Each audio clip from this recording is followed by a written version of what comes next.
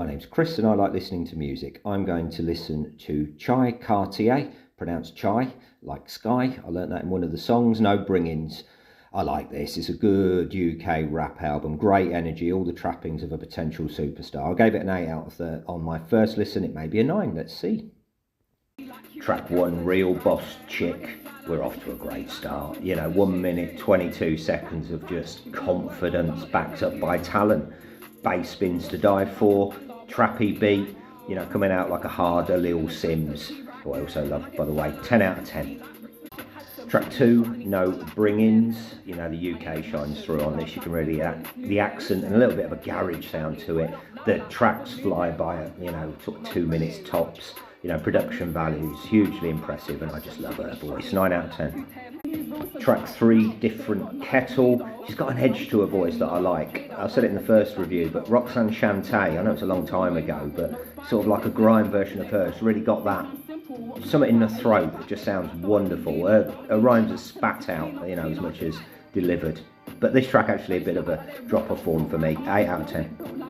Track 4, Not the One. Lovely grime sounds, very underestimated type of music that is, especially outside the UK. They actually played this album in a Czech pub and it went down really well with some hip hop heads from this part of the world. But yeah, it's less popular than Lil Sims, but it's almost, it is as accessible. 9 out of 10. Track 5, Problem, the obligatory R&B intro and groove. Her voice isn't really meant for the slower stuff, I think. So much power in it that I like it when it's a little bit more, as I say, up tempo and spat at you. The accent is such a pleasure on the ear, though. So nice to hear after living near there for a long time of my life. She takes an average groove and turns it into something special. She's not afraid to show off. If you got it, flaunt it. That's what I say. 9 out of 10. Track 6, Yo. Back to the trappy feel, which is nice to hear on UK rap. You don't hear that very often. Quite a straightforward groove, but too short to be anywhere near boring. Maybe feel like I've heard this before on track 6 now, but 8 out of 10.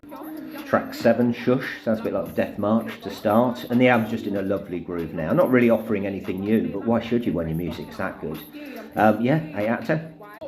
Track 8, SN, lovely groove, sort of Pesh Mode groove really, sounds like a single to me. There's so much more going on in the background that you don't give it credit for on the first listen. Yeah, it just continues to get better and better. That is a 9 out of 10.